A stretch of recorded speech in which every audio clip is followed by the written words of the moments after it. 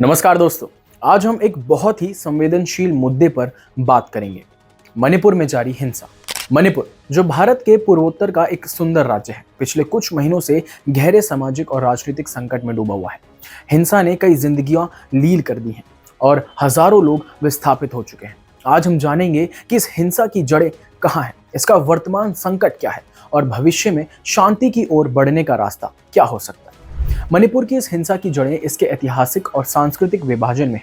मणिपुर में दो प्रमुख समुदाय हैं, मैतेई जो ज्यादातर हिंदू हैं और इम्फाल घाटी में बसे हुए हैं, और कुकी और नागा जो ईसाई और पहाड़ी इलाकों में रहते हैं। ये क्षेत्र लंबे समय से भूमि, संसाधन और विशेष दर्जे को लेकर संघर्ष करता आ रहा है। मैती समुदाय ने हाल ही में जनजातीय दर्जे की मांग की है, जिससे पहाड़ी इलाकों में बसे जनजातीय समुदायों में असंतोष बढ़ा है। 1949 में मणिपुर का भारत में विलय हुआ था, लेकिन इसके बाद से ही वहां की राजनीतिक अस्थिरता बढ़ती गई, जिसमें कई बार हिंसक संघर्ष देखने को मिले थे। 2023-2024 की हिंसा का सीधा संबंध मैतेई समुदाय की जनजातीय दर्जे की मांग और इसके विरोध में कुकी समुदाय की प्रतिक्रिया से है। जनजातीय दर्जा मिलने से मैतेई समुदाय को भूमि और नौकरी के विशेषाधिकार मिलेंगे, जिससे पहाड़ी क्षेत्रों के जनजातीय लोग डर रहे हैं कि उनके अधिकार छिन जाएंगे। हाल ही में एक वीडियो वायरल हुआ जिसमें कुकी महिलाओं पर हमले का दृश्य दिखाया गया। इस घटना ने पूरे देश में आक्रोश फैलाया और मणिपुर में हिंसा की आग भड़क गई। मई 2023 से शुरू हुए हमलों में 100 से ज्यादा लोग मारे गए और 40,000 से ज्यादा लोग अपने घरों से विस्थापित हो चुके थे। यह संकट सिर्फ एक या दो घटनाओं तक सीमित नहीं, बल्कि इसके पीछे कई गहरे कारण हैं। पहला, एथनिक टेंशन्स। मणिपुर के विभिन्न समुदाय के बीच सांस्कृतिक और धार्मिक मतभेद है। मैतेई और कुकी समुदाय के बीच ऐतिहासिक विवाद और भूमि के अधिकार को लेकर संघर्ष इस हिंसा का प्रमुख कारण है।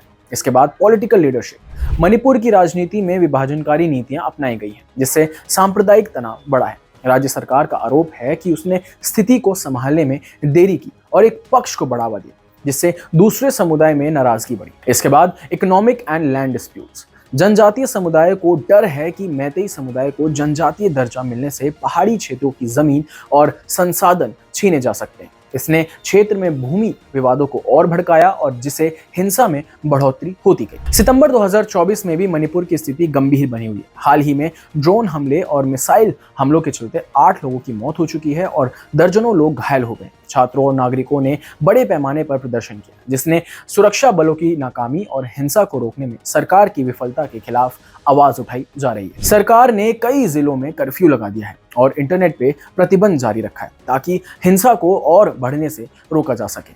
मणिपुर की स्थिति में सुधार के लिए कई प्रयास किए जा रहे हैं, लेकिन अब भी अस्थिरता बनी हुई है। पहला, राजनीतिक नेतृत्व। अगर राज्य सरकार निष्पक्ष रूप से दोनों समुदाय के बीच मध्यस्थता करती है तो शांति स्थापित हो सकती है। फिलहाल एक बड़ा अविश्वास है, खासकर कुकी समुदाय की तरफ से, जो यह मानते हैं कि सरकार उनकी शिकायतों को गंभीरता से नहीं ले रही है। इसके बाद मध्यस्थता और संवाद। मणिपुर के वर्तमान संकट को सुलझाने के लिए केंद्र सरकार को प्रभावी और निष्पक्ष मध्यस्थता करनी होगी, जहां दोनों समुदाय की मांगों को समझा और संतुलित किया जा सके। अगर इस दिशा में तुरंत कदम नहीं उठाए गए तो यह हिंसा और बढ़ सकती है। इसके बाद संभावित शांति योजना। स्थायी समाधान के लिए दोनों पक्षों को समझौता करना होगा। समान भूमि अधिकार, रोजगार और जनजातीय दर्जे से संबंधित मुद्दों पर एक संविधान सम्मत समाधान आवश्यक है, जिससे हिंसा को रोका जा सके और भविष्य में शांति कायम हो।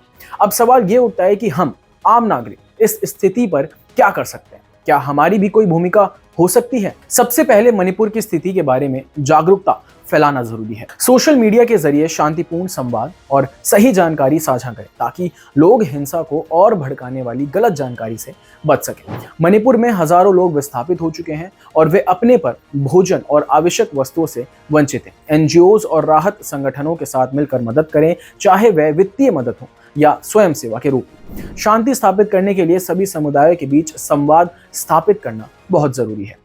नागरिक समाज के संगठनों और विद्यार्थियों के साथ मिलकर शांति की दिशा में रचनात्मक योगदान दें। विरोध का स्वरूप शांतिपूर्ण हो और संवाद पर आधारित हो। हम सभी को ये मांग करनी चाहिए कि सरकार और सुरक्षा बल मणिपुर की स्थिति को निष्पक्षता और मानवीय दृष्टिकोण से संभालें। इसके लिए आप जनप्रतिनिधियों को पत्र लिख सकते हैं, ताकि ये मामले की गहराई से जांच करें और जिम्मेदार लोगों को न्याय के कटघरे में लाके खड़ा करें। इस वीडियो में फिलहाल बस इतना ही। अगर आपको वीडियो अच्छी लगी हो तो हमें कमेंट करके जरूर बताएं। तब तक के लिए देखते रहिए क्लिक इंडिया। धन्यवाद।